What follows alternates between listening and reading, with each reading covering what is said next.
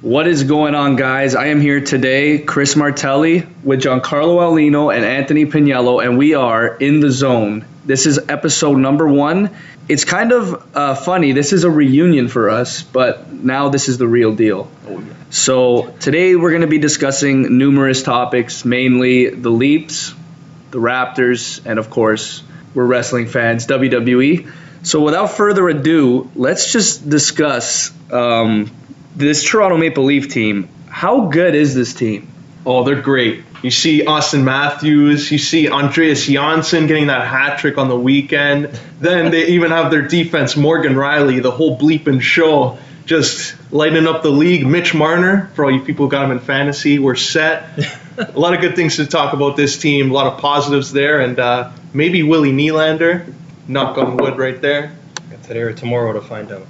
Honestly, though, the Leafs are 18-8 without William Nylander. I need to ask you guys, do we really need him right now?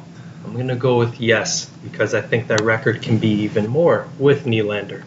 Like he's been glued with Matthews the last 2 years. The chemistry they have is off the charts, and yeah, I think we can be that much better with Willie in there, even though Kapanen has been a very good placeholder so far. To me, Kapanen is that type of player. He just overachieves, and he overachieves at the wrong time. So right now, we all know that there's contract negotiations coming. Mitch Marner's going to be a free agent. Austin Matthews is going to be a free agent. Kapanen's going to be a free agent. I've been hearing rumblings around the league that the Leafs want to get rid of Nylander, but for a right price. Because if I'm the Leafs if I'm Kyle Dubas right now, I want to do a bridge deal with him. I want to give him maybe 6.5 or 2 years. You know, prove that you're worth $8 million, $9 million that you say you are. So it gives the Leafs time to shed Gardner's contract. Heaven forbid we get rid of him. Marleau, obviously, his contract's not the greatest. Zaitsev's could be better. Was that another 5 years? Yeah. It's just there's contracts on this team that are great, like Riley's and Kadri's, but there's others that are clearly not in our favor. But Marner, for me, he's definitely going to want around $7.5 million with the pace he's on right now. He's at 36 and 26. Kasperi Kapanen, what do you guys think? How much do you think he'll want? I think they can do a bridge deal with him. I don't think it will be like a Nylander situation. I think he knows this. He was in the AHL for a while. Then he got his opportunity now. He'll be more willing to do a bridge deal. Nylander, I think they should get him back as soon as possible and then make it some other GM's problem in the draft. So trade him.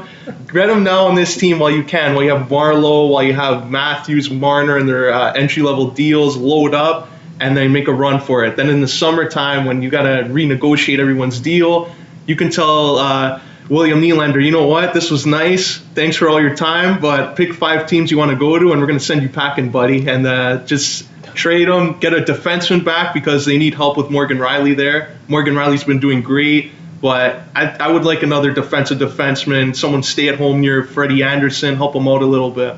It's funny, guys like Nylander, over the years, they have really screwed up some franchises. Like, I've looked at trades in the past that have been in situations that Nylander's been in right now, and you see, like, in the off season, you saw the Hamilton trade with Lindholm and those players, like guys of that caliber. I think Nylander is around him. He's obviously, I think, a little better than Lindholm, but if you're gonna trade Nylander, it's gonna be tough negotiations for other teams, just based off of he hasn't played a game yet this year. It's almost December now, where like some players already have 40+ points, and he hasn't put up anything. So if you're Kyle Dubas, and I remember this was before the season started, the agent was asking for $8 million or something, and now Aulino, you mentioned the other day that they're getting close to agreeing at 6.9. Is he really worth 6.9? Like, I feel like you have guys like Pasternak who are at 6.7, and I feel like he's way better than Nylander right now. Like, literally, everyone says that name, and then the argument just immediately goes downhill.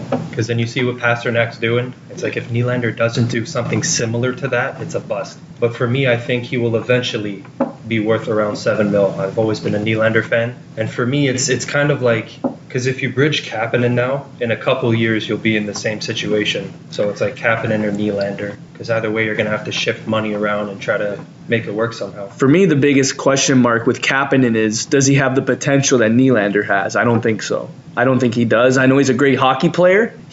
We've seen his skating. He's probably one of the fastest skaters on the Leafs, if not the fastest skater. But I don't think he has that potential to be a William Nylander. That's just me. That's my opinion. But regardless of the whole Nylander contract talks, I hope they do reach an agreement just for the Leafs' sake, and they can probably, with Nylander in the lineup, they will probably finish first. Oh yeah, I would like to think so.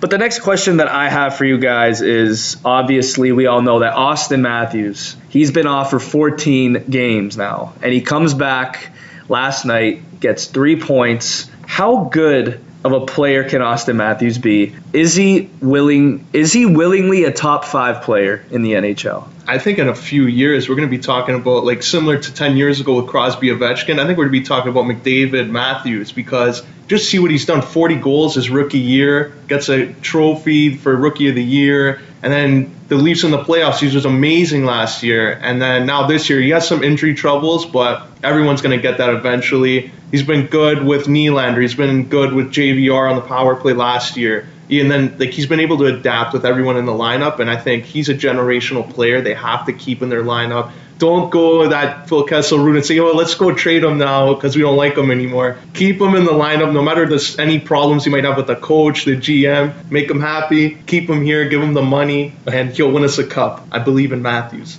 Yeah, he'll be around, north of 12 probably. Yeah. I mean, McDavid is getting 12.5, but he is the benchmark of contracts in the NHL. But Austin Matthews, to me, you're looking at stats and you're looking at the damage that he has done when he's on the ice. For me, put him top 5 right now. And I'm saying that with confidence. He has 19 points in 12 games. He has 12 goals in 12 games. Last year, I think he had 33 and 60. and the year before that, in his rookie year, where our expectations, 55 points we'll give him. He got 40 goals, 69 points. And don't forget that Centennial Classic game. He led the Leafs with 4 points that game. Clutch. Now, the biggest question mark that everyone asks, and this just pisses me off flat out, Austin Matthews was invisible in the postseason 2 years in a row. Is he this good in really big situations? Again, he's 21 years old. He still has time, to adjust to the playoffs. But honestly, guys, Austin Matthews, he could be a top 2 player in the game. Yeah. And I'm saying that because Sidney Crosby, we've seen, he's still one of the best in the game, if not still number 1. He's definitely top 3. But it's amazing. You're seeing basically a youth movement. We've been talking about this for at least 3 years now, ever since the McDavid draft. But now Austin Matthews, I can slowly see I think he's already past Stamkos. I think he's around where Tavares is right now. Next year, can he pass Sidney Crosby? It's just for best player in the league. Best player. He led the league in his rookie year with takeaways, and that's something that you don't usually do. So, Austin Matthews, we all know, has a huge impact, not only with the Leafs organization, but the NHL in general. So my biggest question moving forward with his career is, will he be injury prone? Do you guys think he will continuously have an injury? I know we're Leaf fans and we don't want to think that, but in a perfect world, obviously he's going to be healthy every year. But these are questions we got to kind of ask. If I'm looking at the other side of it, trying to not be biased, then 3 years in the league, and he's been injured twice already for over a month, so it's not looking good in that sense. But if he does play, you've seen what he's done already with the 40 goals and then 33 and whatever the stat was. For me, it's not even the stats necessarily, because last night was a good indication. He played with 2 rookies in Kapanen and Janssen, and you see how poised he is, and when he goes out there, he brings other players along with him. kind of like a Crosby who doesn't play with Malkin, doesn't play with Phil. So for me, if you tell me next year he's the second best player in the league, I would not argue with that. Also, though, to go counter on that, if people outside the organization look at Matthews and say he's injury prone, would you guys consider trading him now that he's in the end of the rookie deal and you can get that big package? Can you imagine other potentially can be top 2? Aulino stirring it up already. Episode 1. You want to trade Austin Matthews? I'll put that out there. Everyone's going to come up with pitchforks down to my house and light my car on fire. It's actually so funny you bring that up because last night I'm with a work friend and he's like, Tavares has been so good. Why don't we just trade Matthews? And I look at him, I'm like, because he's like 9 years younger. That was my first argument. I said he's around 7 years younger than Tavares, arguably already almost better than him when on the ice. And he's like, oh, but we got to afford Marner. Marner's going to want like $9 million because he's averaging like 1.5 a game. And I'm like, but realistically, if you're a GM, you got to look at the best player, not the best fantasy player. Like, okay, like you have to kind of, like Marner Matthews, a lot of people say it's Kane and Taves. I think it's way better, to be honest, because Matthews is a better player than Taves. I'm sorry. But if you're looking at contracts, they're both at $10.5 million. They both signed those really long contract extensions. I think it was together. I think it was at the same time. Can we see something similar? Can we see Matthews take a pay cut? Can we see Matthews take $9 million? Can we see Marner take 9 together? You know what I mean? Like, I don't see both of them having the same value, but maybe Dubas has something planned where, you know what, I will pay you both the same. I'm going to look at this Taves and Kane contract, and I'm going to make both of you guys have $9 million, so we have a little bit of wiggle room for guys like Kapanen and guys like Johnsson, because I know Johnsson, he can put out some pretty good numbers. I know he had a slow start. Against the Flyers, he was the best player on the ice for the Leafs. A hat trick in the first period. So if you do a contract like that, you have wiggle room for Kapanen. You have wiggle room for Johnsson. You have, eventually in the long run, you're going to have to sign a guy like Dermott and Liljegren when their contracts are up. So do you go all the way with Matthews and pay him $12 million, and you pay a guy like Marner like $7.5 million, where it kind of adds up? Or do you do 9 and 9? What are your thoughts on that? I think Matthews is going to have to go home run here, and he's going to get whatever he wants, really. And everyone else is going to have to take the pay cut around him. But I thought Dermott was up at the end of this year. Is it this year or next year? With the AHL thing. Did he? I knew when he got drafted, he went back to the O for a year, but he got drafted in 2015. Yeah. I think this is a contract year, I think, for him. I feel like Johnsson maybe, but guys like Brown and Hyman, as much as I love Hyman, he does so much, they're going to get shafted because I don't think Matthews will take the pay cut. I think he'll get 12 or 13 or whatever the hell it is at that point. And then Marner will be up there, and then you just kind of deal with the rest from there. Well, it's crazy because I didn't even think about this. I just compared it to Taves' contract. But you got to look at a guy like Jack Eichel, who really, I'm sorry, he had no business getting $10.5 million after the stats he put up, and just he wasn't healthy for the first 2 years, like at all. He played, I think, 55 games both years, and basically the GM's like, we're going all in with you. We know that you're our franchise guy. We're going to give you $10.5 million.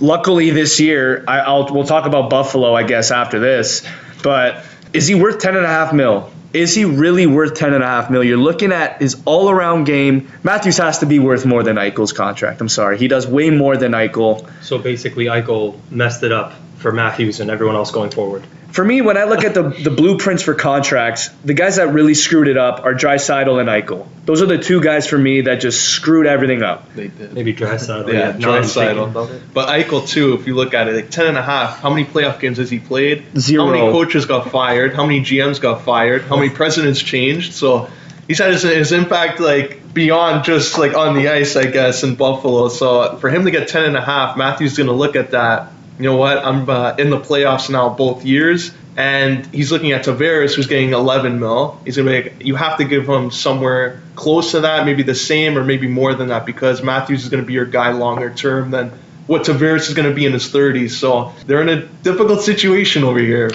You know what? If I'm Kyle Dubas, this is going to be a very interesting summer. And I know Shanahan always has a plan, and he's gonna kind of guide Dubas along the way, but they definitely do have a lot of head scratchers that they got to deal with. I feel bad for guys like Brown and Hyman because over the years they have worked their asses off to be a part of this organization. But at the end of the day, it's always youth always comes first. And if we feel that we're a contender, and we are a contender, like the other day we traded Nilsson for Klimchuk. I still can't believe that went through, by the way. Just throwing that out there. But it's going to be interesting to see what the Leafs do this offseason. So moving on from the Leafs now, we've been talking about them for a long time. Buffalo, I want to just quickly talk about them because they're tied for first in the Eastern Conference. They've won 10 straight games. What do you think has been the biggest impact for Buffalo? I think, Jeff Skinner. I was like, I don't know where this guy came from. He just got loaned out to Buffalo. Like, here, please take him off our hands, Carolina basically said. And all those concussions he had, you have to think, like, is this guy, his career is done, you would assume. And then he comes in, lights it up this year. Might be all the Buffalo chicken wings in the city there in Orchard Park, but who knows? He's a funny player. He'll have a 6th season, and then he'll fall off the next year and have like 21 goals and be like a minus 40. And then this year, and then he's 10 games in a row on a team that no one thought would even be decent, and they're almost at the top of the league. I'm going to be flat out honest here. Jeff Skinner, to me, is not a top 6 forward in the league. Looking at his stats, he's a top 10 player in the league right now. 19 goals in 23 games. Very streaky. Jack Eichel only has 5 goals. That's going to change. The second on Buffalo in goals is Jason Pominville with 9. We're living in the past here. 2006. It's a 10-goal difference with Skinner. Now, I think he went 8 games straight with goals. Yeah. And you don't do that unless you're line A or Ovi. Wait, is that the line then? Eichel, Pominville, and... So right now it's been Skinner, Pominville, Eichel. Okay. And then you have Reinhart, Okposo, and Sheary. So there's your top 6. Yeah. I want to quickly talk about Casey Middlestaff for a second. We saw him last year in the World Juniors. He dominated. And he looked like America's best player. Transitioning to the NHL. Right now, he has 4 goals and 8 points in 25 games. Do you guys believe that he will eventually surpass Reinhart as the second best forward option? I want to say yes, because he definitely is better offensively, and he's more gifted in that area. But yeah, for whatever reason, it's been a slow transition, but I think he'll get there. Yeah, I think that's all I got. Yeah, eventually, if you even look at Middlestat, and I don't know, Reinhart to me, there's something about him where he's had that moment in the World Juniors, then after that, going into the NHL, he hasn't really lit it up like Eichel in his first or second year. He hasn't had that impact. So he reminds me of like a Nuge, just like a little under that offensively. Like he's a nice player, but he's never gonna be impactful. It's crazy. It's crazy to think that draft, the 2014 draft, you had Ekblad go number 1. He hasn't panned out as an offensive defenseman, but defensively he looks pretty solid. But again, I wanted him to be more of a two-way defenseman. Then you had Sam Reinhart go second. A lot of people had him go second because of the World Junior performance and because of his hockey IQ. Everyone said his hockey IQ was of the elites and the greats. And then third, you had Leon Draisaitl, an unproven German that is now screwing up contracts and all that. And McDavid's line mate must be nice. And then you have Sam Bennett. Yes. Oh, man. who has not been effective whatsoever. And it pains me to say this, but when he couldn't do a pull-up, that might have been a little like... was that the beginning of the end? I feel like that was like a sign. It's like, oh, he can't do a pull-up? Like, you're in the NHL. You're in the NHL, man. Like you're a lifting kid. You've been compared to Doug Gilmour, and you can't do a pull-up? Oh, man. This guy was compared to Doug Gilmour. Doug Gilmour won the score. I think he won the scoring title with the Leafs one year. He holds the franchise record for most points in a Leafs season. And when you're being compared to Sam Bennett, he is Sam Bennett. When you're comparing him to Doug Gilmour, and you can't even get over 50 points in the NHL, it's a loser. Who the hell is doing these comparisons? Just ruined that poor kid's career right before it started. Like, again, I don't want to get off topic, but talking about drafts, Pavel Zacha, we talked about this analyst. I don't know who he is. This guy says Pavel Zacha is an offensive force. Oh, God. He has a lethal shot like Alex Ovechkin. This gets him going, Zacha. There's a couple guys in the NHL, I don't know if you know them. They got drafted after Zacha. Rantanen, Besser, Barzal. They ring a bell. Chabot, McAvoy. Was all, man. Just the draft nowadays to me is a place where anything can happen. anything can happen. And it's crazy. 2015, McDavid, he's your savior. Eichel is supposed to be the second best thing to McDavid. Dylan Strome. Oh, yeah. Yeah. Mitch Marner. Ooh. Like, it's crazy to me. But, like, again, going back to Buffalo, you have another guy, Alex Nylander. Where the hell is he? I actually haven't heard his name in Me about neither. 2 years. In the AHL, he's not even playing well. And we all know how high Nick is of Nylander. He's like, I haven't heard his name. I'm like, yeah, well, he hasn't transitioned. He hasn't. Puljujarvi, too. What happened? Like, what's going on with him? I thought this would be the year. I'm not sure. And then they got sent down again, and I was just totally thrown off. They were saying him, and it was going to be like Gretzky and Curry with McDavid and Puljujarvi. That's great. That's why guys fail. Yeah. It's crazy because remember that draft? Dubois got drafted third. Oh, And I'm like, Yeah. they won again. They won the draft again. They get Puljujarvi. But Puljujarvi has been a bust so far. But I don't label busts yet. I don't do that unless they're like over 23 or 24. Nail Yakupov. Yeah. Bust. Not in the league, so. Not in the league. But we could talk about this all day. But again, Buffalo, crazy surprising, 36 points, leads the East. I was telling Pagniello before you came, the Eastern Conference is up for grabs. The last place, so I think last place I said is Philly, 22 points. Literally, they have 22 points, and the wild card team has 27 in Carolina. So 5 points. And every team in the East has double-digit wins, which is crazy. I think that's crazy. Actually, the only teams that don't have double-digit is Florida and New Jersey with 9. But it's 9. You technically count that. But anyways, we could talk about hockey for days. Now I want to get into the NBA, because this is obviously probably one of the most exciting times to be an NBA fan, because the Raptors are the best team in the NBA. They're 18-4. In the conference, they're 11-3. They have a 9-2 record at the Scotiabank Arena, and they're 9-2 away. They've won 6 straight. Aulino, tell me about the Raptors. My God, they've been so good. And I know everyone, as soon as that trade happened, DeRozan, and just going in, he was a leader, big in the community here. Everyone loved him. But at the end of the day, they didn't go anywhere. They went to the conference final once, and now it was time for a change. They had Kawhi Leonard available. And if Kawhi Leonard is available and you can get him and steal him and add Danny Green as part of that package, you got to go all in on that. And they did. And props to Masai Ujiri for doing that, because that's been one of the best moves in franchise history for them.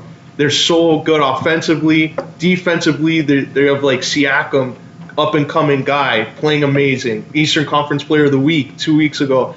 So crazy. I think they can go to the finals this year.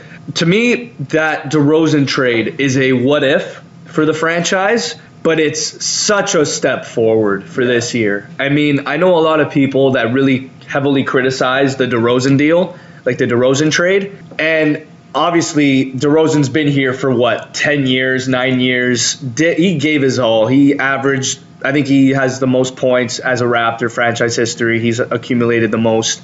Kyle Lowry, we all know, is the heart and soul of the Raptors. That's pretty obvious. You're trading a guy like DeMar DeRozan, who's been here for 8 years, a guy that wasn't so good, Jakob Poeltl. Like, I see the offensive potential, but it's not even close to Siakam's. It's not even close. The defensive ability, Poeltl, again, he was very good off the bench last year. We saw that. He was actually in the fourth quarter. I'm pretty sure Casey played Poeltl quite a bit. But you're trading for Kawhi Leonard, and that guy's a top 5 player in the league, my eyes. Offensively, he can dominate. We've seen a couple of times already this year, he's done no-look steals. He's done double blocks. He's dominant. He's actually a double-double machine. He will get you 25 and like 10 every game. Danny Green is another guy that is basically another Kyle Lowry. He's a heart and soul guy. He's a leader on the court and off the court. Getting a guy like Danny Green for a guy like Nick Nurse is honestly huge, because it's his first year as head coach. Yeah. You don't have as much experience, and a guy like Danny Green, a guy like Kyle Lowry can kind of ease him into it. So would you roll with this team then going into the playoffs, or do you think there's 100%. You don't think there's like one more big deal they can make to kind of push them forward, even though they're already at the top of the East? That's a good question. It's just there's players right now on the Raptors. Yes, they're 18-4. Yes, they're the best team in the league. But there's guys like Serge Ibaka and Pascal Siakam. Love both of them, but they are overachieving right now. Like, eventually they're going to have to slow down. I remember watching Serge last year and just like total yeah. non-factor. And even this year, the fact that he's just decent Yeah. is just so much better for the Raps. And then even looking at, they didn't have to give OG Anunoby to San Antonio too. They got to keep him. He's like an up-and-coming guy that a lot of people are saying he could be, if everything goes according to plan, he could be like Kawhi Leonard. He's a two-way guy. He can shoot the three sometimes when you need him. You saw that in the playoffs in Cleveland, and great team. And there's a small deal I think the Raptors could make at the deadline. What about Vince Carter coming back to the Raptors? Get Vince, 41 years old, put him in the Raptor jersey again. Scotiabank Arena will go crazy. Do dunks again all over the place. You know what? But like, here's the thing with the Vince Carter thing. He's 41 years old. Can still do a 360. Time is nothing for him. Yeah. Who do you trade Second to round. Atlanta for Vince Carter? A second? Yeah. In 2025. Whose minutes get cut because of Vince Carter? If you think about it. CJ Miles, does he play? Actually, with Vince Carter, though, you can just keep him on the bench for a bit and put him in when you need him. He's a veteran guy. Another veteran in the room that can help. Like guys like OG and just even working out, training like he did in Memphis with some of those guys. If need be, you need something off the bench, a spark. In case of injury or two or something. Yeah. And then Scotiabank Arena, if they see Vince Carter get up off the seats, that might energize the crowd a little bit. Put him in for 2-3 minutes. Give Kawhi a break. And then, send them out. So here's some stats that I want to share with you guys. So Kawhi Leonard obviously leads the Raps, 24.3 a game. Like I said, second in points, it's not Kyle Lowry, it's Serge Ibaka. He's averaging 16.6 a game. Now, if you want to make a really big deal before the playoffs, he, to me, 100% is the guy you trade. Serge Ibaka, I know his contract is not the greatest, but the way he's playing right now kind of transitions to the contract he's at. Yeah. And I don't know, who's a defensively poor team right now? Like, I'd say San Antonio's not the greatest. I mean, their best defensive player is I'd probably say Aldridge, but he's not that good defensively. Like guys like Serge Ibaka are guys that if you want to go over the hump and make the finals, you might have to trade him because he has a lot of value right now. Siakam, like you said, player of the week 2 weeks ago, I guarantee you GMs are calling for him. He's 24 years old. Guys are definitely calling for him. The fact is, though, this chemistry is way too good right now. Do you actually want to break up this team just to win a championship right now? They're 18-4. They've only lost 4 games. Golden State has lost 7 games. They've lost 4 in a row at a certain point. Wow. So, I don't know. I have so many questions with the Raptors. The first question I actually have to ask, it's crazy. My biggest question with this team, now, regular season, we've seen the last, 4 years? They're one of the best regular season teams. But come playoffs, they haven't been able to get it done. So finally, I got to ask this question. Kawhi Leonard, Danny Green, these big additions, can they finally overcome their demons and not even go to the finals, but can you see them dethroning a West team? You know, it might be tough because Golden State has DeMarcus Cousins who's coming back at the end of the month. And you don't know how he's going to fit into that team. He's only going to be there 1 year because they can't. Well, Steve Kerr said straight up, we're not signing him. They can't re-sign him. No. But you never know, too. He's a personality that seems to rub every teammate he's ever had the wrong way. And Draymond Green's on that team. He doesn't seem to like Kevin Durant right now, so they're in their little thing. Maybe they might strike gold, the Raptors, and Golden State might just fight in between the dressing room and everything. All these arguments might lead to them losing focus, and the Raptors come in, swoop in, and take that title. Well, it's actually hilarious because when you look at the West right now, it's wide open. There's not one dominant team right now. You have Denver, you have Houston, Golden State. You also have the Clippers right now are sitting in first place, which is hilarious. They don't have an all-star. That's still a mystery to me, actually. At home, they're 9-1. Away, they're 5-5. So, I don't know. I mean, I'm looking at the Western Conference. The only teams at the Raps, to me, they can't beat, obviously, Golden State. Can they beat Houston? Houston's in 14th right now in the West. That's not staying. They're 9-11. They've lost 4 in a row, actually. 9-11 is 14th in the West? Yeah. Dead last. Not even going to talk about them. Phoenix, they suck. They're 4-17. Not even going to talk about them. Can the Raptors beat the Lakers? I think they can beat the Lakers. Yeah, they can beat Everyone says LeBron James is, LeBronto. They had all those jokes. Haha. We can't seem to do anything against them. But you have Leonard now. Leonard's the guy that we saw, 2011, 2012, 2013, when the Spurs annihilated the Heat. They annihilated them. Kawhi Leonard won Finals MVP at 22 years of age, shut down LeBron James, and what was it? Was it game 4, game 5? They won both by 36 points against a dream team, Miami team. Big three. So if Kawhi can bring that motivation and that hustle now with the team we have, why not? I'm saying we can win it all.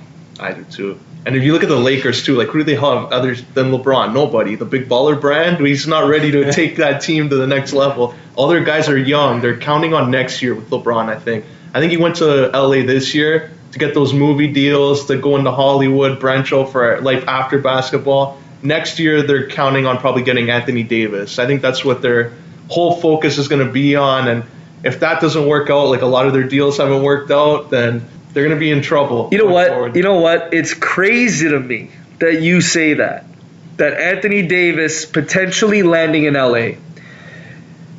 We never used to see super teams ever. Yeah.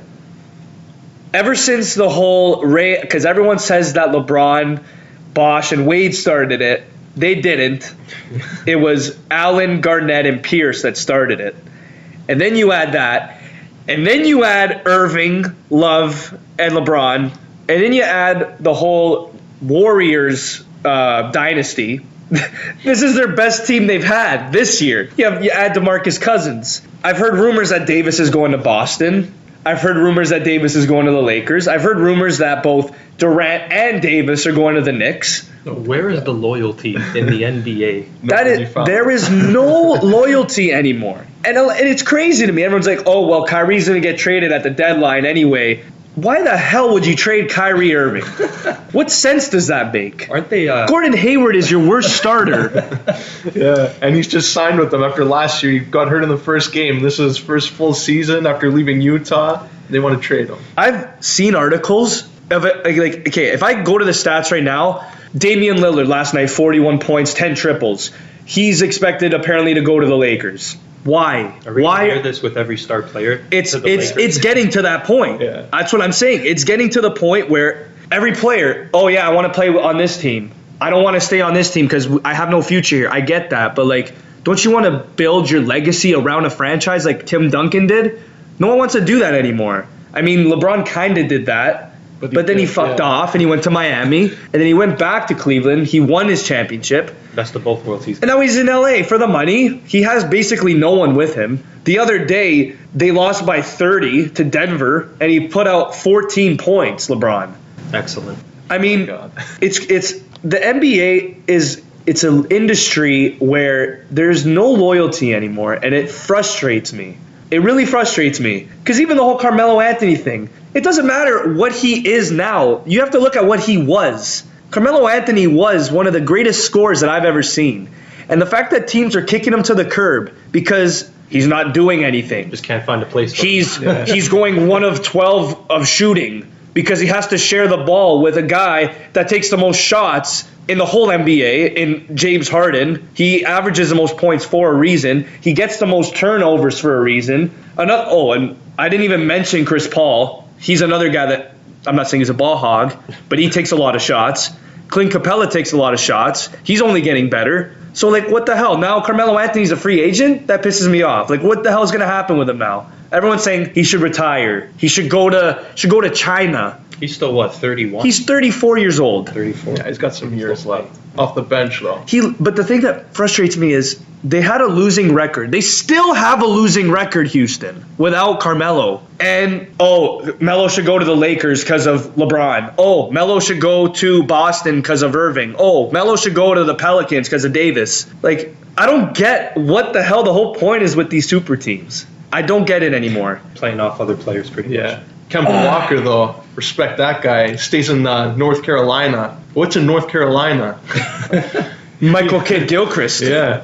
Michael Jordan's the owner. I think that's the only thing keeping him there because I'm surprised he hasn't dipped from there. At Charlotte, just to go, his name always comes up too. LeBron always praising him. Oh, Kemba Walker's good. Is he going to go to the Lakers next? Is that the next rumor that some of these guys like Stephen A. Smith are going to bring up and on First Take saying, you know what? Kemba Walker, go to the Lakers, join LeBron. I want to continue this talk quickly about super teams because it's so important to me. Minnesota just traded Jimmy Butler to the Sixers, who has Ben Simmons, who, mind you, he can't shoot, but when he does shoot, he will be one of the best in the game. Joel Embiid is the newest version of Shaq in the game. He dominates every time he's out there. Jimmy Buckets is now draining, winning shots every time he's out there. Here's another super team.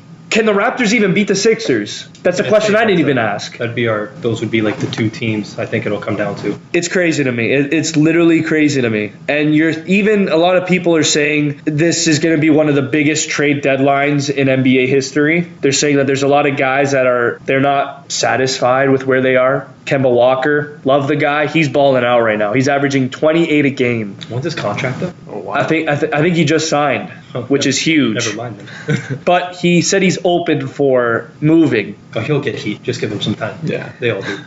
And right before we move on to wrestling, I want to talk about Kevin Durant quickly because he is one of the biggest names in basketball. I think he doesn't get praised enough for his defensive game, but obviously offensively, we can all agree that he's would you say he's a top 5 all-time offensive player? Top 10 easily for me. Around there, yeah. He's a 7-footer that could drain shots from half court and he could cross you over. It's crazy. Where does Kevin Durant land? It's tough because he always says he wants to have his own team, but he did have that really in OKC with Westbrook. He was the guy that was there first that they built around, and then they added Westbrook at the draft, and now he's on Golden State in that super team where they drafted all those guys, so they're identified with Golden State. Kevin Durant said he grew up a Toronto Raptors fan, I think. Vince Carter. I don't think you want to come here, but you look at other teams. What's there really to go? LA, the Lakers, the Clippers, the Knicks, but it's all up in the air. I think he'll land in LA. I don't want to see it, though. The Lakers should not be an option. I still don't know why LeBron's there. They're like just a little bit better than the Cavs compared to last year. Yeah, he wants that Hollywood money. I've heard crazy things with Kevin Durant. Here's why. I've heard that he can go to the Knicks, start his own team there, basically kick Porzingis to the curb, be like, hey, this is my team now, fuck you. I've also heard that he can go to the Lakers. Because why not have LeBron and KD together? That's good for merchandise, right? They're probably the most important franchise in the NBA. One of them. Yeah. I've heard crazy things. KD going to, let's say, Denver. I don't know. I've heard things where KD can land back in OKC. Oh, can you imagine? Do a that? LeBron. Go back. But, again, I feel like his relationship with Westbrook has been shot. I think it's done. They say they're fine. I don't think they're Westbrook fine. wants to beat him down, I think. Yeah. I think that's it. But anyways, enough about the NBA and super teams and all that. Let's move on to WWE. Now, it's been a crazy year in wrestling. It's been insane. The first thing I want to talk about, though, and it's not a good thing, I want to talk about Roman Reigns because this guy has basically carried WWE for, I'd say, 3-4 years. And I know fans don't appreciate him. And I'm a guy that cheers him. I like Roman Reigns. I like what he's done for the business. I like what he's done in the ring. He's improved tremendously in my eyes. But we got to look at the leukemia, and we got to look moving forward what this does for the industry. So guys, what do you think with Roman Reigns injured? Who do you think is the next to step up? I think you're kind of seeing it on Raw right now. As bad as it's been, the main focus has been Drew McIntyre. I've been saying this for about a decade, a little bit late on it, but I think he will be the guy to step in, at least until Roman hopefully comes back. But I think, for the Universal title picture, I think Drew is pretty set there. It's just a matter of how they go about it. Now, here's a question I've got to ask both of you guys. Drew McIntyre left. He did his own shtick. He was with 3MB. We all know that his first go around with WWE was not that good. Coming back, he's rejuvenated. He had a body transformation too. He looks like a monster. Won the NXT title. Got called up. Basically, they have not missed a mark with him. Why is it that superstars of Drew McIntyre's potential and caliber get shafted like that, and then they finally realize, a second go around, this is actually the guy? Whereas a decade ago, we were saying that he is the guy, but 3MB, meaningless intercontinental feuds. But finally now, we're looking on Raw, and it's crazy to think that Drew McIntyre not only is headlining Raw every week, he has motivated guys like Dolph Ziggler to step up. And he's motivated guys like Bobby Lashley. No offense. I don't like Lashley. But you can clearly tell that he's motivating Lashley to step up his game. I totally agree with Pagniello. I think Drew McIntyre is the next guy. If it's not Seth Rollins, it's Drew McIntyre. The only problem is we all know that Roman Reigns was a face, but he got booed. Drew McIntyre's a guy that is a heel and gets cheered. Just want to point out he hasn't been pinned yet since returning to the main roster. See, that's crazy to me. But also, you got Elias. And if you saw the beginning of Raw, my God, he has the crowd in the palm of his hands. Just that promo he cut, just trashing everyone in the ring like Baron Corbin and calling the child services for my man over there, Leo Rush.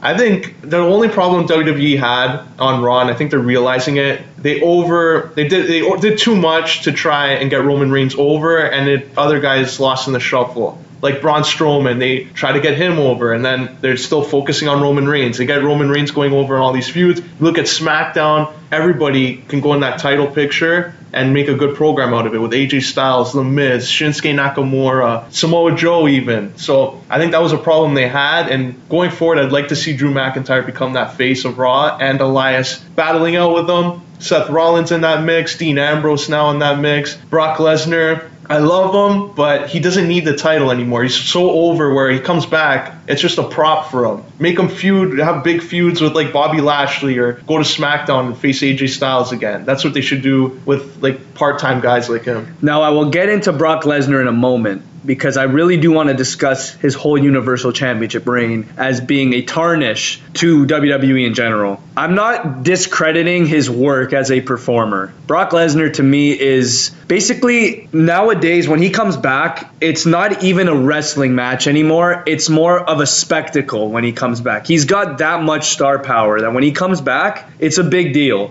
And he makes it a big deal. Sometimes he doesn't. You can tell he just doesn't give a shit.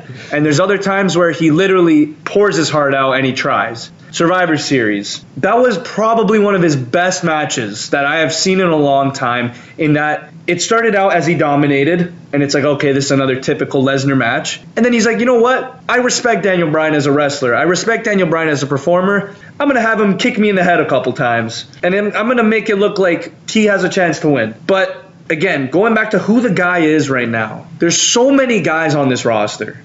That's the problem. There's too much talent on this roster to say, you're the guy, go get it. Seth Rollins, if it's my company, Seth Rollins is my Universal Champion. Reason being, top face, probably one of the best in-ring performers. Most consistent. Probably has one of the most, like, he has the best charisma, best chemistry, like his, his cardio. He can go on for hours. Him and Cesaro are the kings of the Iron Man. But, like, go back to Survivor Series. I'm looking at this SmackDown team. Samoa Joe got basically squashed. Yeah, 30 seconds. Why? Why did he get squashed? I know there's a lot of guys on SmackDown, but this guy, he's now over 40 years old. He's not going to get any better. If anything, time's ticking for Samoa Joe. And you basically bury him at Survivor Series because you're trying to get a guy like Drew over. That's all he did that match, by the way. That's it. Yeah. That one kick. Now, here's my take on Raw right now. Here's my take on it. You have Braun Strowman, a guy that turned heel 2 months ago. Roman Reigns, the whole incident, he had to turn face. Obviously, it's rushed. Obviously. All the fans are like, oh, but like he just turned heel, so we got to kind of cheer him again. And then you have a guy like Seth Rollins where he is, I still look at him as the guy, but he has the IC title and he's not doing anything with it. Miz was right. He brings the most value to that title. He did. He really does. Dean Ambrose comes back. There's another guy. You could be the guy if you want to, but guess what? We have 6 other guys. You're not going to be the guy. That's why I don't like the "you're the guy" label. Yeah. Like, you're all elite. Why can't everyone get a turn and just go about the storylines a different way? You don't have to have one guy and then have him hold the title for fucking 4 years. See, this is the business aspect of WWE that really bites them in the ass. Vince has always had that idea where I need this guy to be the headliner, the guy that main events every pay-per-view, merchandise sales. We've seen John Cena have that for 14 years. So now you have guys like Strowman, you have guys like Roman, you have guys like Drew, Seth, Dean, Elias. All these guys can all main event. They could all headline if they wanted to. But guys like Vince backstage, after a match, let's say you had Elias, Seth go 25 minutes on Raw. Go backstage, end of the day, Vince would be like, oh, it doesn't matter what you two guys did. We have Brock and Braun main eventing that pay-per-view. With a backup plan. Keep doing what you're doing, though. Keep doing what you're doing. You guys are probably better than those two, but you're not the guy. You're there. You're too small. We got Lars Sullivan coming up. He's more of my body type. I like him. You're only 6'2", Another guy that I want to even discuss, Bray Wyatt. 4 years ago, this guy looked like he was the next big fucking thing. First Mania match, John Cena. Second Mania match, The Undertaker. Who does that? You're facing two legends in your first 2 years. They beat The Shield. That doesn't happen. Doesn't. He beat Chris Jericho. That doesn't happen. He's beaten legends on his way to stardom. But instead of going to stardom, he went the opposite way. Why? Because there has to be a guy. There has to be a guy. It just frustrates me. Now, Drew McIntyre will probably win the Universal title in 2019. Like to think so. Yeah, I think so. But out of all the superstars, now this is going to be a very tough question. Out of all the superstars in the WWE universe, all of them, all the fucking elites, who is going to have that memorable 2019 year? Who is going to be that guy who you're going to look back in a year from now and say, holy fuck, it was his year? I'll start this off, and I'll go with Adam Cole. Regardless of how he comes up or who he comes up with, I think he kind of reminds me of like a Kevin Owens. He's just got that star quality, and everything he does, you kind of pay attention to. And I think Raw or SmackDown, either way, he's going to take whatever title and he's going to make the most of it because everyone pays attention when he's there. Yeah, even if you go to NXT, a guy I'd love to see on the main roster right now, Velveteen Dream, because you saw when he comes out, he is a character. And WWE, they have all these guys like Dolph Ziggler, Drew McIntyre, and Seth Rollins. They do all these suicide dives, go dive here, fly around there. Daniel Bryan, I'll go get a concussion, sure, I'll do a diving headbutt. But they don't have real characters. That's what Velveteen Dream is. That's what WWE markets. They need a real character like Undertaker. And Velveteen Dream comes up, does all this goofy stuff, does all these promos, comes out like Hulk Hogan, has this moveset one match. Like, he has a crowd cheering for him at NXT. If he were to be on the main roster, especially with their new deal with Fox, that's a guy you could market on and do cross promotion with the NFL. Even put him on like any other Fox programming. I think that's a guy who can have a big 2019.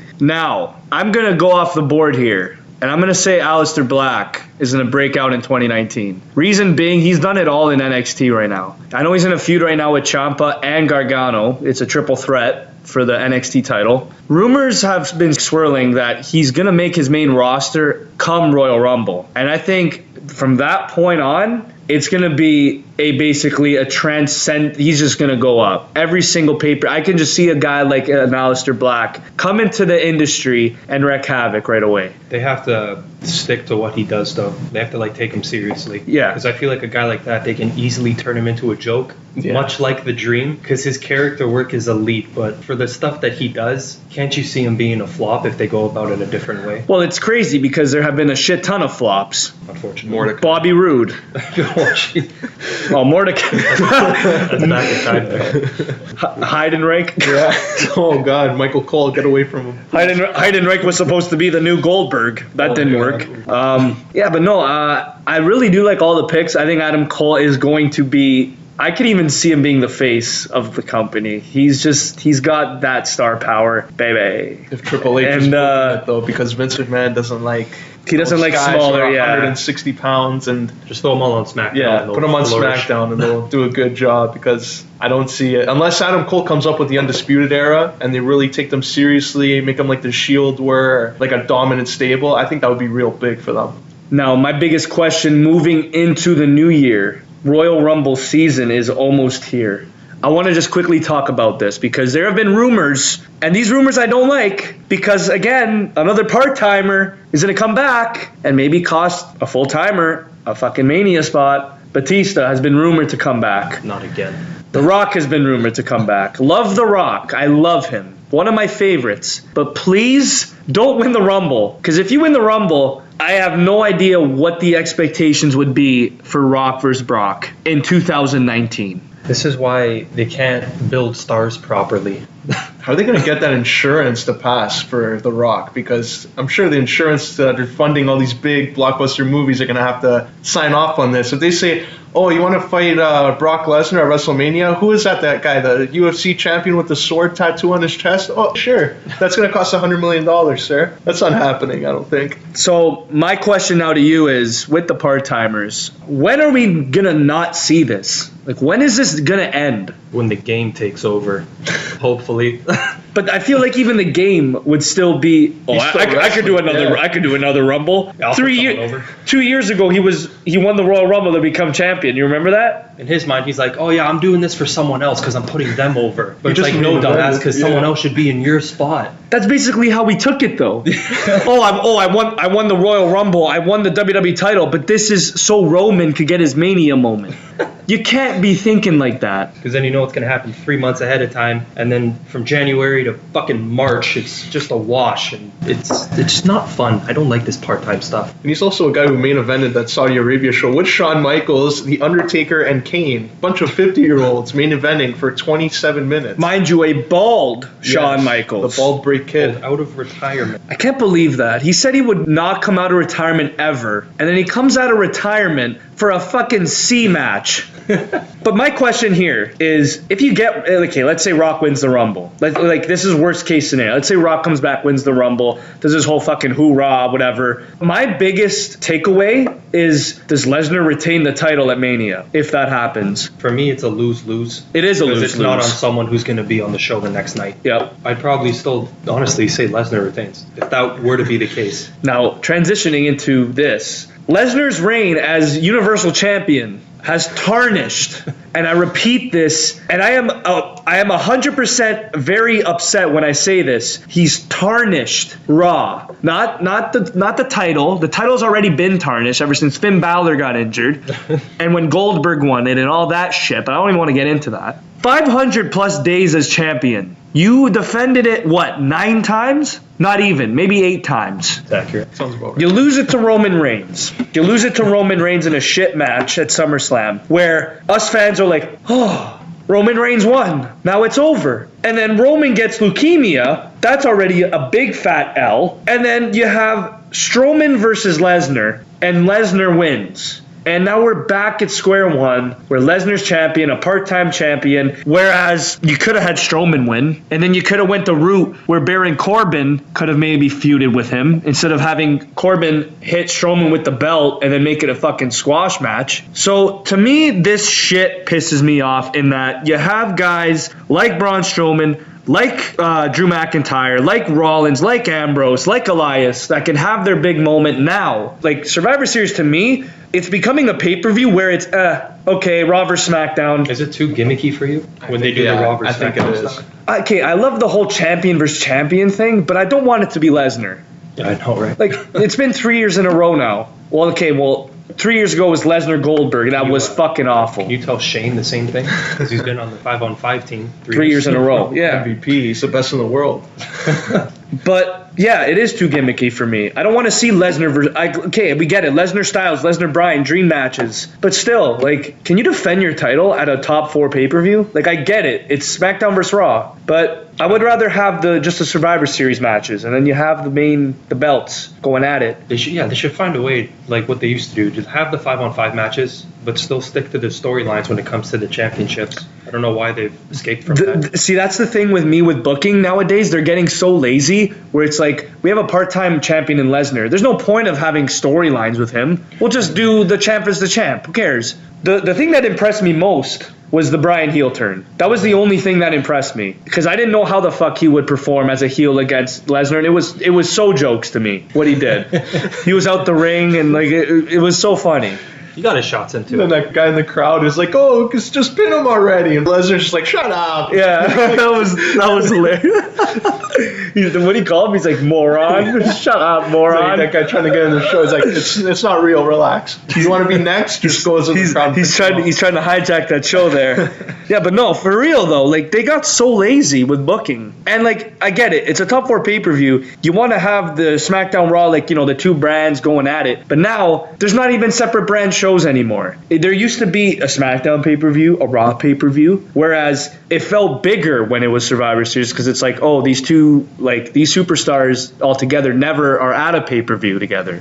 It started that way for the first year. That's what I mean. It was That's good. why the Survivor Series match, the 5-on-5, was fucking fantastic. You had an Ambrose on SmackDown facing Rollins and Reigns, and that was like, oh shit. The the heel champ at the time. It was amazing. You had two heel champs. You had Owens and Styles. Like, okay, if you're gonna do the champ versus champ thing, do it in the Survivor Series match, like they did. Don't do a singles fucking Lesnar Styles, Lesnar Bryan. I'm sorry. Yeah, have them captain their team.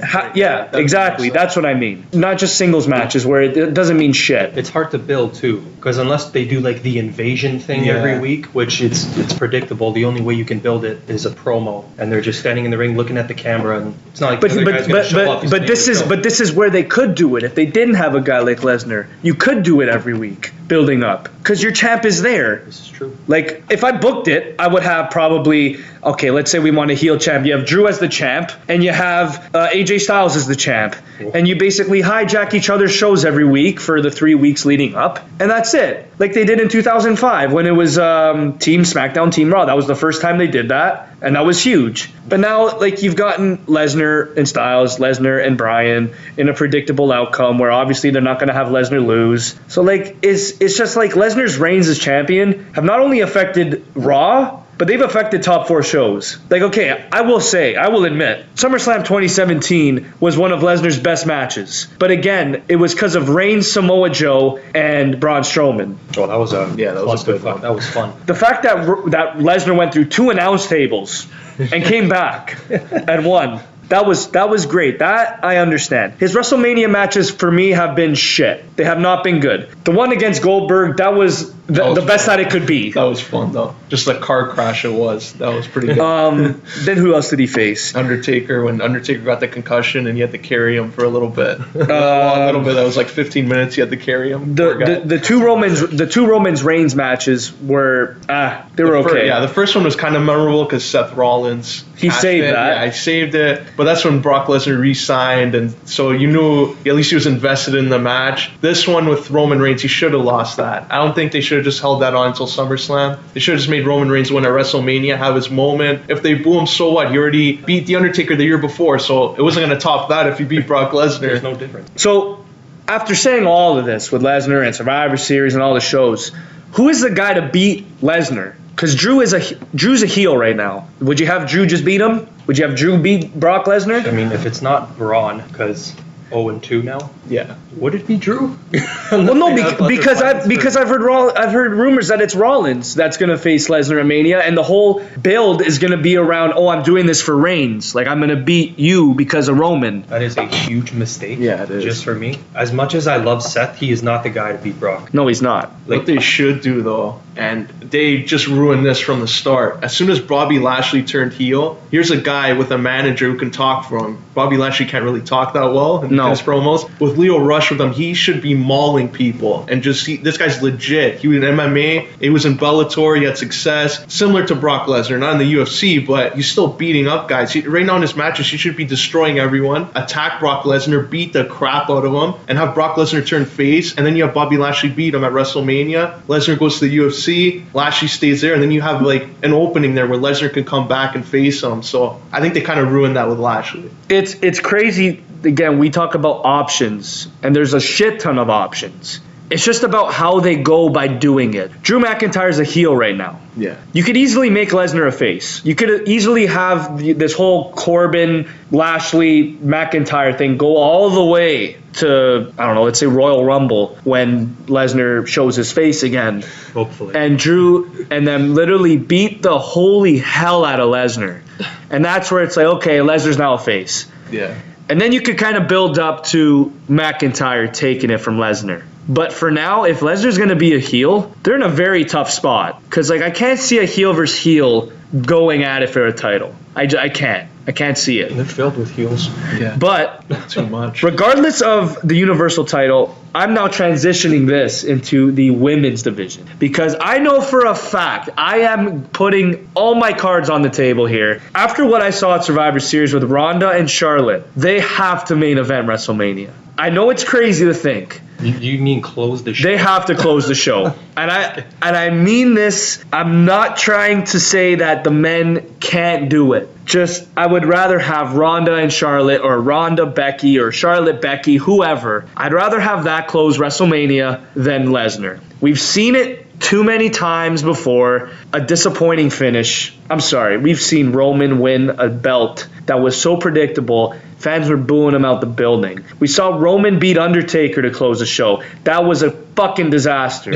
We saw Lesnar beat Roman in a terrible main event. That was awful. Seems to be a theme here. That's what I mean. So you know what? I feel like you got to give one of the greatest workers in the game, Becky, Ronda, Charlotte, you got to give them a chance to close. Because what we saw at Survivor Series, that was one of the best matches I've seen in a while. Just the heel turn by Charlotte Flair was incredible. Ronda Rousey continues to get better. Becky Lynch has been the best superstar, in my opinion, in 2018. And it's crazy. She's a woman. All these sexist pigs out there, oh, she's not going to be a superstar of the year. This whole run is not going to be relevant in a year's time, in 2 years. This is crazy to me. Look back, Kate. I'm telling you guys this right now. Stone Cold's run, John Cena's run, CM Punk's run, Daniel Bryan's run. These runs are runs that you will remember forever. CM Punk's summer that year, I don't care. Until I'm dead, I'm remembering that. Oh, yeah. Because that is something that I look back on and I say, holy shit, this is television. This is entertainment. This is what wrestling should be. Becky Lynch, I'd say, a year ago, me, you, collab, we're all saying this girl has the potential to be the fucking best woman I've ever seen. Just give her an extra 8 minutes or something. Yeah. Give her a meaningful feud, give her a spark, give her something. She was stale as shit a year ago. All of a sudden, Charlotte takes her spot. Finally, Becky says, you know what? I'm going to turn heel. Instead of turning heel, she technically turned face. She gets cheered every week. When we went to Raw that week, or SmackDown, when she was in the disguise, and she beat the shit out of Charlotte. Fans weren't chanting Charlotte. Fans weren't chanting, this is awful. Fans weren't booing. They were chanting Becky. And they've continuously chanted Becky for, 5 months now. Even on Raw, they chant Becky. On both shows, even when she's not even in the ring. You brought up it's similar to the way Stone Cold got popular. It just like everyone knew we had it, and then you did the whole 316 thing, and then it just took off from there. Like Becky's just I feel like this whole Becky Lynch thing with Nia has even made her bigger now. The man. She's the man. She is the man. Look at her. She hijacks a show. She makes Ronda cry backstage. That was one of the best segments I saw in a long time. Then she gets punched in the face, goes up to the ramp with a concussion, and goes and just celebrates. I'm good. Just hearing Nia talk about it the next week, I almost threw up after. But it's okay. But again, going back to Becky Lynch, I feel like she has to main event Mania. Yeah. After everything that she has done, you gotta do something right with Becky, because they didn't do it right with CM Punk. That's why he left. After all the shit he did, Vince is like, you know what? We still have John Cena. You're not going to main event WrestleMania. We still have Undertaker. You're not going to main event WrestleMania. Have you been watching the last year? I've done more than all of these guys. The original plan at Mania, before he left, was to face Triple H. And CM Punk flat out said, I don't have to wrestle you. I've done everything. I've actually surpassed you. I may have a better legacy than you in the long run. Probably not, but memorably. At least he believes it. But memorably, he might. Like, Triple H, great career, great legacy. But are there moments you look back on with Triple H and say, this is bigger than Punk's pipe bomb? Definitely not. Yeah, but one 5-star Triple H match. Nah, there's not a lot of them. But. Maybe the unsanctioned match with Shawn Michaels. But that pay-per-view in itself was a fucking 5 out of 5. Yeah. But again, they got to do something with Becky. They got to do something with her. They got to make her main event. I'm sorry, even Charlotte. She's done everything. I know everyone's saying she's the Roman Reigns of the division, but at least she fucking puts her heart out every time she's out there. So my biggest question is, does the women finally main event WrestleMania? Because they main evented the Royal Rumble last year, and that was amazing. I mean, other than the Bellas being the final 3, it was amazing. Great times. Instant heat. So what do you guys think with the whole women's revolution? Is it the women's revolution that's been better? Or is it just a couple names that have kind of carried it? Because I can easily say that the women's revolution has not really been that successful. Like, looking at it in a standpoint of Sasha Banks, Bayley, where the fuck are they? But again, it's not their fault. It's how they're booked. But you look at Becky Lynch, you look at Charlotte, these two girls, they're well deserving a main event for me at Mania. I'm going to throw some love to Carmella because I love her. That's right. And she's been money, and she had a sick 2018. But do you guys think that the women's revolution has taken a step forward? Or would you say it's just a couple women that have made it to where it's been? Because I know 3 years ago, we would never be talking about women main eventing a WrestleMania. We never would have been talking about a women's Royal Rumble. We would have never been talking about a women's Money in the Bank, a women's Hell in a Cell. We never would have been talking about any of that. So when I look at Charlotte and Becky, or Charlotte Sasha in 2016 when they started it, would you say it's better now, or it was better when they first came up? Because to me, this is crazy. This is actually insane how they could be main eventing WrestleMania. Pretty surprising that we're there. I mean, 3 years ago, it was because it was happening, it was more exciting because it was like a finally moment. But I do think they're still progressing as a division. Like, you can easily pinpoint like a few superstars that, like Becky, like you said, and Carmella, I'll throw out there, and Asuka. But yeah, as a division, because I think if we didn't have the last few years, then we wouldn't be where we're at now. I mean, we're looking at a division that has, I would say, at least 10 solid women that could carry a program and can carry a show. You have Sasha and Bayley, who could potentially be a Feud of the Year candidate if booked properly. If they have plans to throw the women's tag titles in, though. Yeah. And even with that main event thing, I reported on BarnBurner.ca, got to shout that out over there. Yeah, I spoke to a few people about that, and the plan originally was Charlotte to win the Women's Royal Rumble and then challenge Ronda. So she was going to go like Asuka did and challenge the other show's champion, but with Becky getting injured, thanks to Nia Jax on Raw, that kind of put the plans in a loop over there. But I think the plan still is for Charlotte, Becky, and Ronda now. So it's going to be interesting how they work that out. Does Becky lose a title at TLC? And then does she go and win the Royal Rumble? Does Charlotte win the Royal Rumble? But I think we're going to see all three of them at WrestleMania in the main event, because you look at the men, I don't think, unless you're going to get The Rock coming back in a big match, there's not really anyone that can really carry a main event with any program. And with Ronda, especially her like mainstream appeal, she can go in. Charlotte's amazing. Becky with the crowd right now, and I would like to see Becky actually win that. If they do that triple threat, that'd be a big moment for the women's evolution. Now, for me, the biggest question mark with Aulino, with your idea with the triple threat, that might make the women's division really thin after that. That's the only problem I have with that. Now, look, listen. TLC is looking to be a fantastic show. You have Styles and Bryan. That's probably going to be 5 stars, nothing short of 4. You're going to have Asuka, Charlotte, and Becky in a TLC match for the title. I don't know why I have Charlotte winning that. I don't know why I have her winning the title. And I feel like what you just said was Charlotte winning the Royal Rumble. I have Becky winning the Royal Rumble. I think either way I'm good then, as long as they're all there. I like to see Becky win the Royal Rumble, to be honest. That'd be a bigger moment. Like, if Charlotte wins, you'll probably see people getting a little mad. But if Becky wins, that's like the de facto face. Like, everyone wants to see win. It's like a convincing win, too.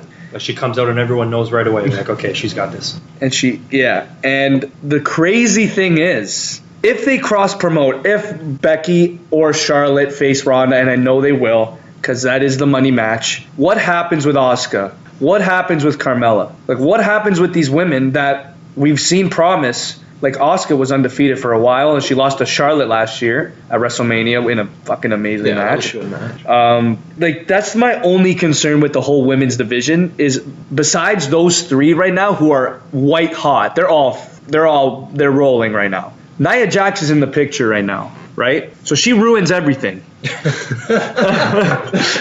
So Nia comes in here, concusses Becky Lynch. I'm gonna get a women's championship title shot because of that. Okay, that makes no fucking sense. Alexa Bliss is probably gonna be sidelined for her career. She's probably done, which is bad. Nia Jax and Ronda Rousey sounds fine and dandy, doesn't it? No, to me that's Nia Jax is a person right now that is positioned in a division that is too good for her liking. She's swimming with sharks that are triple the size of her. Popularity-wise, skill-wise, appeal-wise, everything. I don't see it with Nia. Like, I don't know what their thought process is. Like, oh, you're big. Okay, here's the contract. No. But, like, she's not believable for me on the mic. Her wrestling skills are still green as goose shit. I don't know. It's like with Lashley. There's a certain believability factor that's not there for me. So when she comes out, you shrug. Like, that would be my bathroom break. I'm gonna watch it, but if I have to leave, it's for Nia Jax. Do you think she should have stayed in NXT longer then? Absolutely. Yeah. She was not there long at all. I feel She feuded with Asuka in Ember during that time. Like, holy shit. I feel like the reason that she got brought up so fast was because she is big. And I'm not trying to discredit her, like her mic skills are there. They're not bad. It's fine. It's just you're going up against people that are way better than you. And like it clearly shows your weaknesses. I know you're not you are green as goose shit. You are.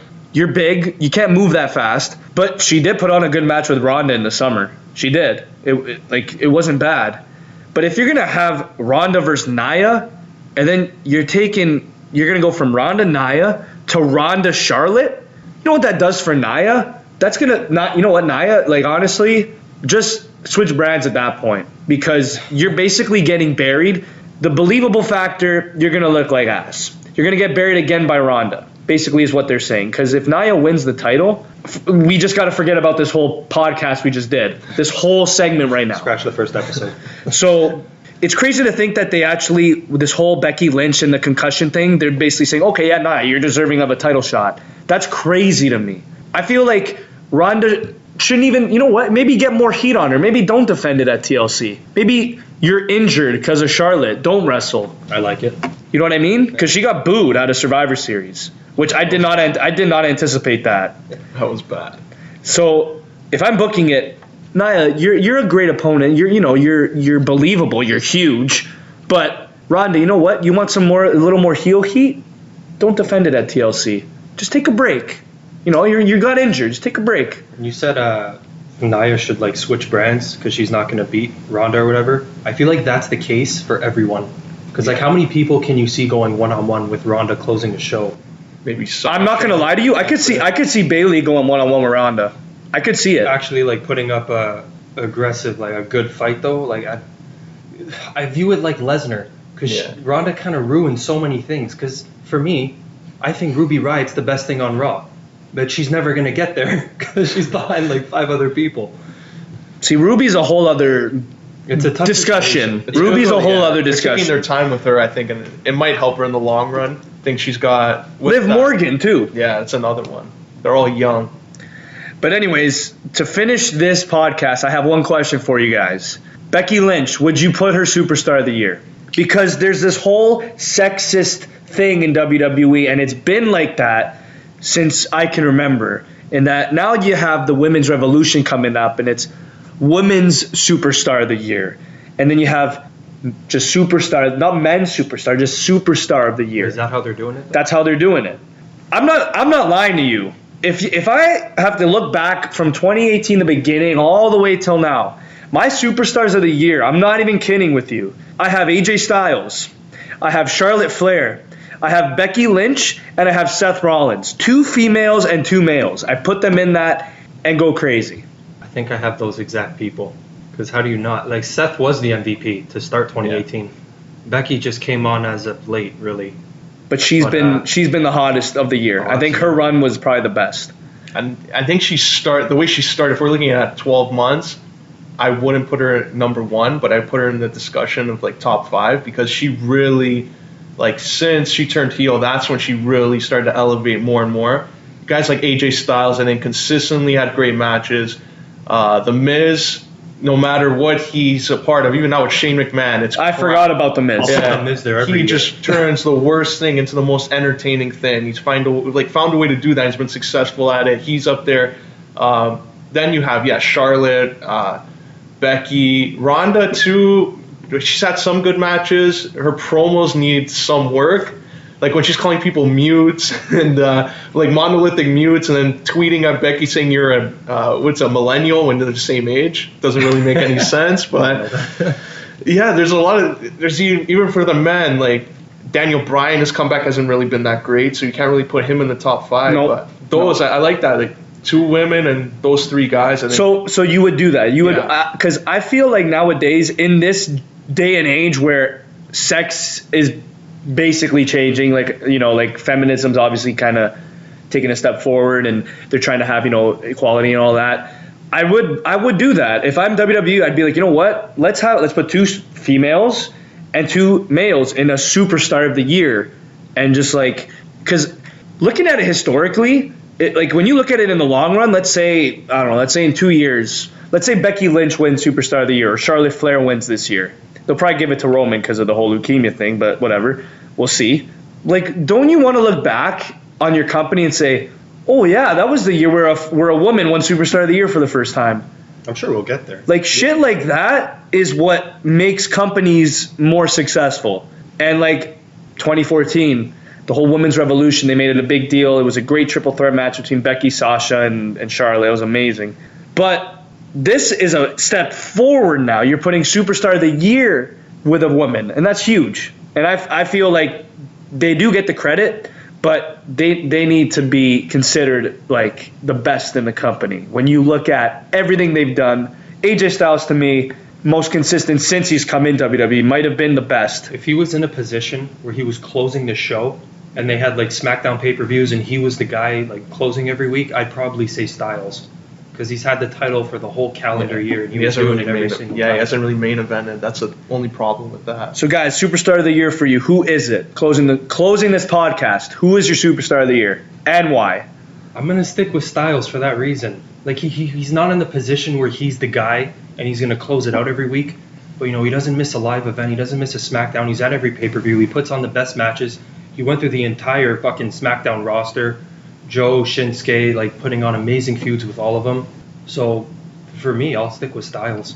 Yeah, I'm going to go with AJ Styles too. I'm going for all 12 months of the year. If it was just based on short term, I think Becky. But I'm looking from January to now, AJ Styles. The matches he had with Shinsuke Nakamura and Samoa Joe, even that program, what they were doing in that feud. And it's a feud we saw like 10 years ago when they were both in TNA in their prime. Now they were able to just reinvent that and add on like more layers to that. I think AJ Styles, for me, Superstar of the Year. I'm going off the board. I'm going Charlotte Flair for Superstar of the Year. And here's the reason why.